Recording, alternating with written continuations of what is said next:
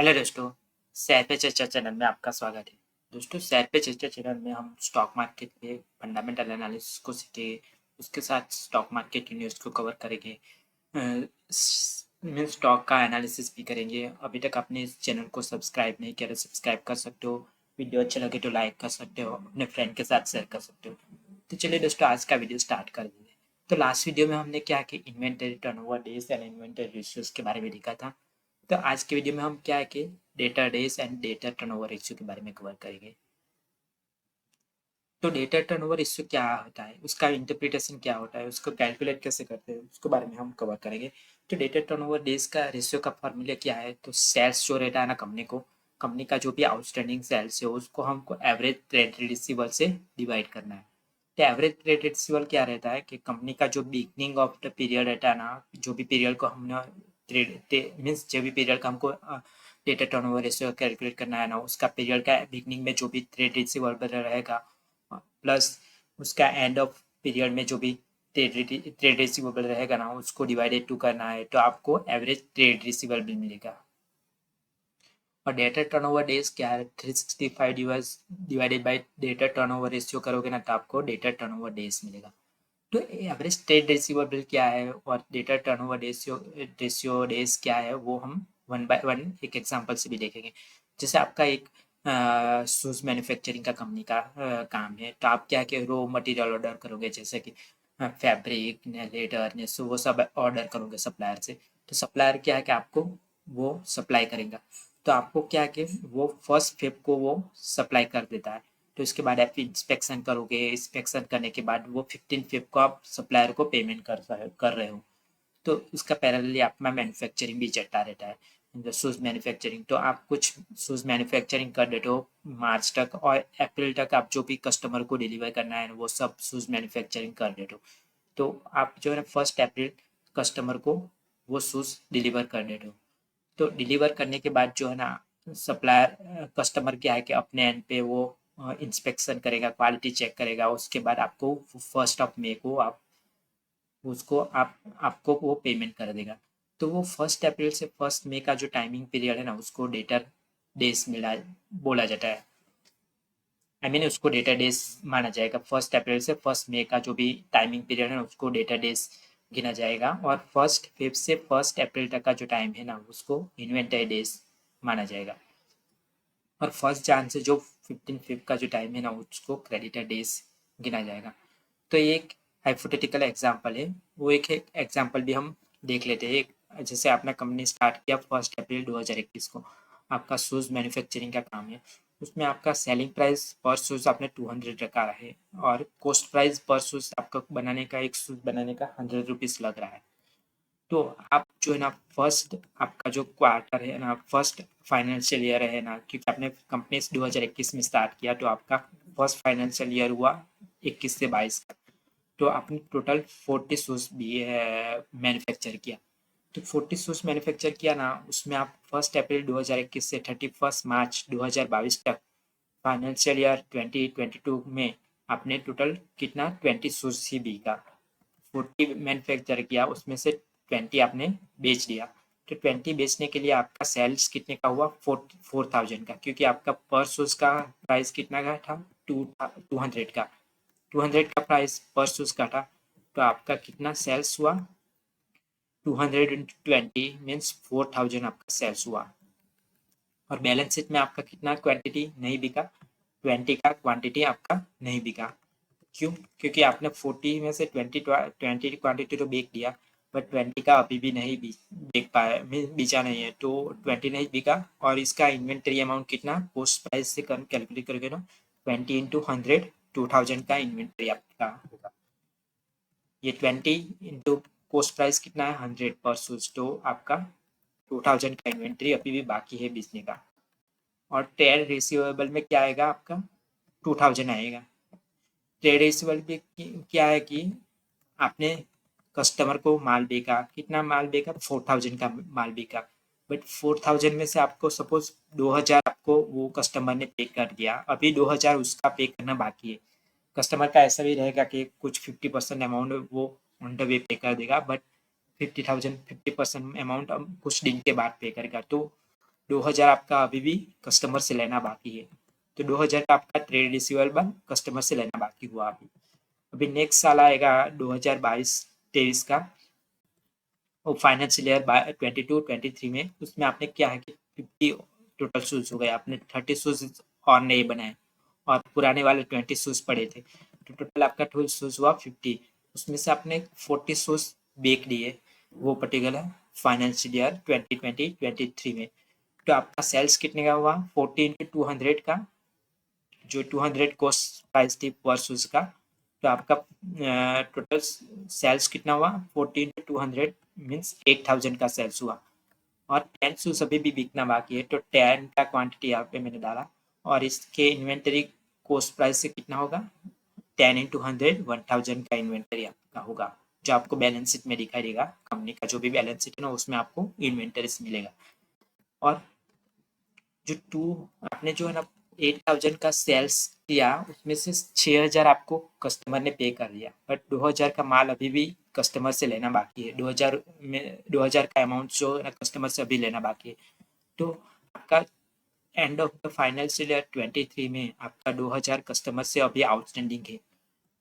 तो beginning of financial year 23 के beginning में आपका कस्टमर से कितना आउटस्टैंडिंग बाकी था 2000 का, और फाइनेंशियल ईयर 23 एंड होने में आपका कितना बाकी है 2000 का, तो एवरेज कितना होगा, तो बिगनिंग जो आपका है ना 2000 plus ending of the period, financial year 23 का बिगनिंग पीरियड में कितना 2000 था ट्रेड रिसीवेबल, और फाइनेंशियल ईयर 23 के एंड में ट्रेड रिसीवेबल कितना बाकी है 2000 का, ये दोनों को सम करोगे डिवाइडेड बाय 2 करोगे ना, तो आपका एवरेज ट्रेड रिसीवेबल आएगा 2000 का।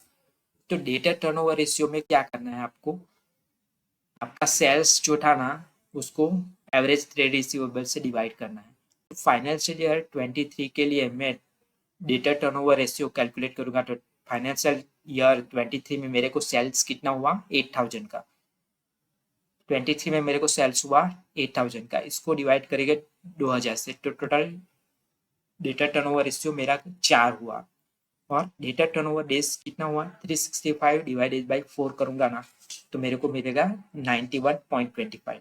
तो इसका इंटरप्रिटेशन क्या होता है, तो इसका इंटरप्रिटेशन ऐसा होता है कि ऑन एन एवरेज मैं क्या करता हूँ कि 2000 वर्थ ऑफ इन्वेंटरीज साल में कस्टमर से 4 बार बिक रहा हूँ, ऐसा होता है।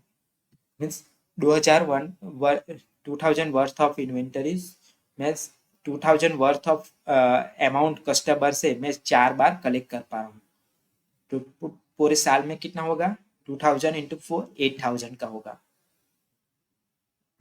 तो 2000 वर्थ ऑफ कलेक्शन जो मुझे कस्टमर से करना है वो साल में मैं कितना बार कर पा रहा हूँ 4 बार कर पा रहा हूँ, और 2000 वर्थ ऑफ कलेक्शन करने में मुझे कितना डेज लग रहे हैं 91.25। तो फर्स्ट 91.25 में मैं 2000 का कलेक्शन कर पा रहा हूँ कस्टमर से, और अगले 91.25 में मैं और 2000 का, और इसके अगले 91.25 में और 2000 का, ऐसे ऐसे करके पूरे साल में मैं टोटल 8000 का कलेक्शन कस्टमर से कर पा रहा हूँ। तो इसका मीनिंग ऐसा हुआ ये डेटा टर्नओवर रेशियो। तो डेटा टर्नओवर रेशियो आपको बताता है कि साल में आप कस्टमर से कितनी बार कलेक्शन कर पा रहे हो, average on an average how on an average that much amount of receivable आप कितनी बार कलेक्ट कर पा रहे हो कस्टमर से, और उतना कलेक्शन करने के लिए और एवरेज अमाउंट ऑफ कलेक्शन करने के लिए आपको कितना दिन लग रहा है, वो 91.25 आपको दिन लग रहे हैं।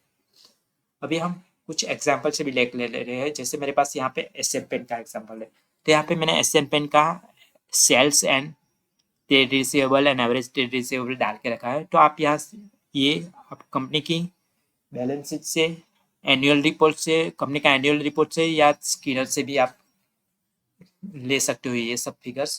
तो यहाँ पे कंपनी का एनुअल रिपोर्ट है मेरे पास, तो यहाँ पे आप सेल्स जो है ना यहाँ पे मार्च 23 मार्च 22, तो यहाँ पे कंपनी का जो consolidated statement of profit and loss रहता है ना उसमें यहाँ पे आपको अदर इनकम को छोड़ के जो आप समेशन करोगे ना तो आपको वो सेल्स मिल जाएगा, तो यहाँ पे मैंने वो डाल के रखा है। इन शॉर्ट मैंने यहाँ पे एग्जांपल के लिए स्क्रीनर से लिया है, बट आपको यहाँ पे एनुअल रिपोर्ट से लेना है।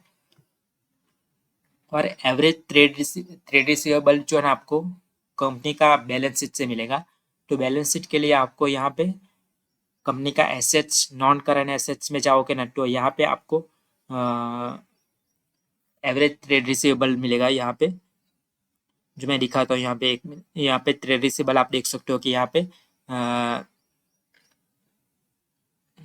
यहाँ, हाँ, करंट एसेट में आप जो देखना है ना यहाँ पे ट्रेड रिसीवेबल, तो यहाँ पे आपको यहाँ पे 4636 एंड 3871, जो यहाँ पे आपको यहाँ पे मैंने डाला है 4637 है 3871, जो यहाँ पे कंपनी का ट्रेड रिसीवेबल है।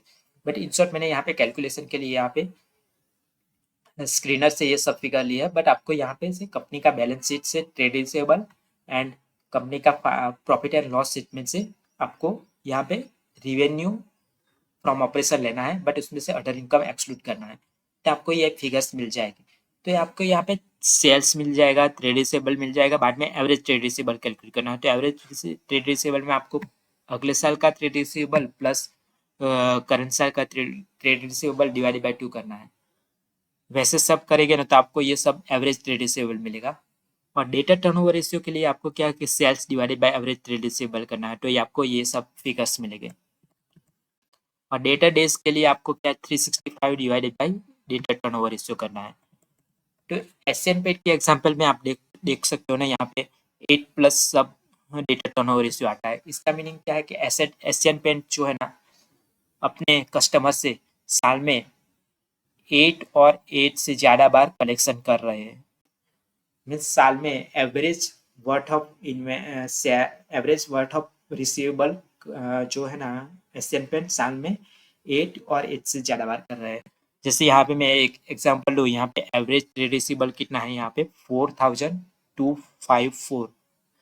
तो 4254 amount of collection Asian paint साल में कितनी बार कर रहा है, 8 बार कर रहा है। और 4254 कलेक्शन करने के लिए इसको कितना दिन लग रहा है, 45 डेज लग रहे हैं। तो फर्स्ट 45 डेज में वो 4254 करेगा, नेक्स्ट 45 डेज में 4254 करेगा, अगले 45 डेज में और 4254 करेगा, ऐसे ऐसे करके साल में ये 8 से 9 बाई करेगा। तो उसको क्या है कि इतना कलेक्शन हो जाएगा, जो भी कस्टमर को सेल किया ना वो सब कलेक्ट कर पाएंगे। तो ये हमने एशियन पेन का एग्जांपल लिया, उसके साथ हम बजट पेन का भी एग्जांपल लेते हैं। यहाँ पे बजट पेन का जो आप देख सकते हो ना, सेल्स एंड में ट्रेड रिसीवेबल स्क्रीनर से लिया है और इसके साथ एवरेज ट्रेड रिसीवेबल भी लिया है। तो डेटा टर्नओवर रेशियो आपको सेल्स से divided by average trade receivable करोगे ना, तो आपको ये क्या है कि डेटा टर्नओवर रेशियो मिलेगा। तो आप देख सकते हो कि average debtor turnover ratio collection debtor turnover ratio Berger paint के केसेस में 8 जनरली 8 एंड 9 है। तो इसका मीनिंग क्या है कि बर्चन पे साल में जो है ना अपने कस्टमर से 8 to 9 बार कलेक्शन कर पा रहा है एवरेज वर्थ ऑफ रिसीवेबल। जो भी कंपनी का एवरेज वर्थ रिसीवेबल है ना वो साल में 8 से 9 बार कर रहा है। और उसको करने में उसको कितना टाइम लग रहा है, जनरली 45 to 41 डेज ऐसा लग रहा है। और ये कंपनी का इसका यूज़ कब करना है, data turnover ratio, data turnover ratio का डेटा डेज का कब यूज़ करना है, वो भी हम एक बार देख लेते हैं। फर्स्ट चीज तो जो है ना आपको डेटा टर्नओवर रेशियो का क्या है कि सेम इंडस्ट्री वाली कंपनी का एनालिसिस करने के लिए ही करना है। तो सपोज आपके पास ABC एक इंडस्ट्री में काम कर रहे हैं, क्योंकि इस अलग अलग इंडस्ट्री का क्या है कि प्रोडक्ट लाइफ साइकिल जो है ना अलग अलग रहता है, उसका बिजनेस साइकिल भी अलग अलग रहता है। तो आपको सेम इंडस्ट्री वाली कंपनी को एनालिसिस करने के लिए ही डेटा टर्नओवर रेशियो और डेटा डेज का यूज करना है। सपोज मेरे पास ये 3 कंपनी से A, B एंड C।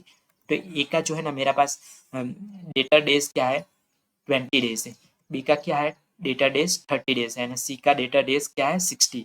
तो डेटा डेज का मैंने क्या बताया था यहाँ पे, जब हमने एक टाइम वाइज एग्जांपल लिया था। तो डेटा डेज क्या मीन्स मैंने अपने कस्टमर को माल सप्लाई किया, उसके बाद कस्टमर मुझे कितने दिन में वो मुझे मेरा पैसा लेट मीन्स जो भी अमाउंट पेमेंट करना है पेमेंट करता है, वो जो नंबर ऑफ डेज है ना उसको डेटा डेज मिलते हैं। तो सपोज मैंने आपको माल बेच दिया और इसके बाद आप मुझे कब पैसा दे रहे हो, कितने दिन के बाद पैसा रहेगा, जो भी amount of number of days रहता है ना। सपोज मैंने 1 जन को माल बेचा और यहाँ पे मैंने एग्जांपल नोट किया, 1 अप्रैल को मैंने माल बेच दिया था और 1 मई को मुझे कस्टमर पेमेंट कर रहा है, तो वो बीच में जो 30 डेज रहता है ना, वो डेटा डेज मिलता है। तो वो ABC वाला केस में हमने देखा ना, तो एक वाली कंपनी में जो है ना वो 20 डेज है, बी के लिए 30 डेज है, सी के लिए 60 डेज है। तो ऐसा लग रहा है कि ये वाली कंपनी तो बहुत अच्छा कर रही है, क्योंकि उसको कस्टमर से 20 डेज में ही अपना पैसा मिल रहा है। जो भी माल बेचा उसका पैसा तुरंत 20 डेज में मिल रहा है। तो बी के केसेस में वो 30 डेज है, सी के केस में 60 डेज है। तो ऐसा क्यों? क्योंकि ऐसा भी हो सकता है कि कंपनी ए मार्केट लीडर हो, क्योंकि कंपनी का प्रोडक्ट यूनिक हो, तो मल्टीपल कस्टमर मीन्स बहुत सारे कस्टमर को ऐसा लगता है कि ये यूनिक प्रोडक्ट है, तो मुझे इससे ही परचेस करना है। तो कंपनी का जो पॉलिसी भी ऐसा ही है कि उसको तुरंत पैसा चाहिए, बट कस्टमर भी रेडी है क्योंकि उसका प्रोडक्ट जो यूनिक है, तो सब उसके प्रोडक्ट परचेज करने के रेडी है। तो इस केसेस में क्या है कि कंपनी का माल जल्दी बिक रहा है और उसको तुरंत कस्टमर पेमेंट करने के लिए भी रेडी है।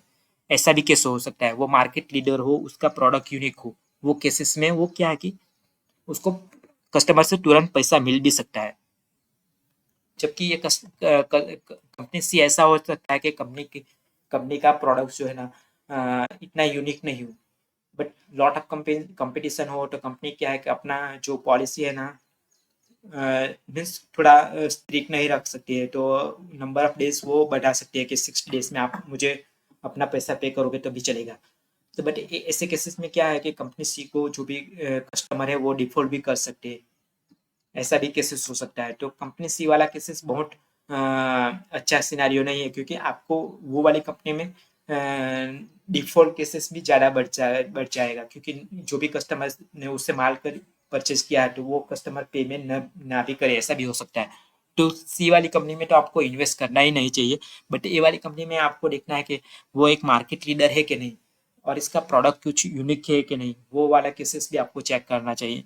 क्योंकि ऐसा भी हो सकता है कि कंपनी ए उसका प्रोडक्ट यूनिक नहीं हो, वो मार्केट लीडर भी नहीं हो, बट वो कंपनी का पॉलिसी ही ऐसा है कि उसको 20 डेज में पैसा चाहिए। तो 20 दिन में पैसा चाहिए, तो बट ऐसा ऐसा तो नहीं करेगा। मीन्स ऐसा बहुत सारे कस्टमर हो गए कि ऐसा सोचेंगे कि कंपनी ए का प्रोडक्ट तो यूनिक भी नहीं है, वो मार्केट लीडर भी नहीं है, उसका क्वालिटी भी इतना बहुत बढ़िया नहीं है, बट उसको 20 डेज में पैसा चाहिए। तो वो लोग क्या है कि कंपनी 20 और कंपनी सी से भी परचेस कर सकती है। तो उसका क्या है कि नंबर ऑफ कस्टमर रिड्यूस भी हो सकते हैं ऑन एन एवरेज में अपकमिंग ईयर में। तो आपको पूरा एनालिसिस देखना पड़ेगा कि कंपनी ए का मार्केट लीडर है क्या, उसका प्रोडक्ट यूनिक है क्या, उसका प्रोडक्ट का क्वालिटी इतना परफेक्ट है कि वो अपने कंपिटिटर से कुछ मीन्स कुछ क्वालिटी या कुछ यूनिकनेस में आगे है। तो वो केसेस में उसको क्या कि डेटा डेज कम हो सकता है। तो आपको वो पूरा एनालिसिस करना पड़ेगा वो पॉइंट्स की मीन्स वो पॉइंट ऑफ व्यू में।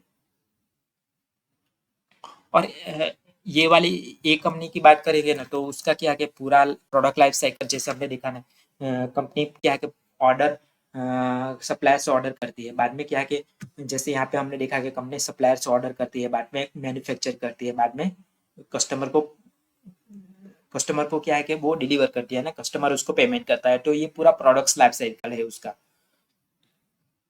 तो एक का ऐसा केसेस हो सकता है कि कंपनी ए का product life cycle suppose 30 days का है ना, कंपनी सी का product life cycle suppose 90 days 80 days का है। तो ए वाली कंपनी जो है ना वो 30 डेज में अपना जो भी सप्लायर से ऑर्डर किया, मैन्युफैक्चर किया, उसके बाद कस्टमर को बेच दिया, और उसकी वो पूरे दिन में 30 डेज लग रहे हैं।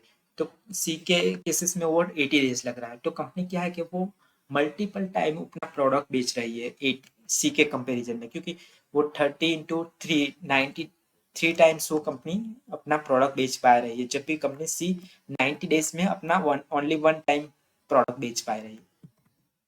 तो ये वाले केसेस में क्या है कि उसके पास कैश फ्लो भी ज़्यादा रहेगा, उसका क्या है कि उसका उसके पास बैंक बैलेंस भी ज़्यादा बचेगा, तो अपने क्या है कि वो उस अपना बिजनेस भी एक्सपांड कर सकती है।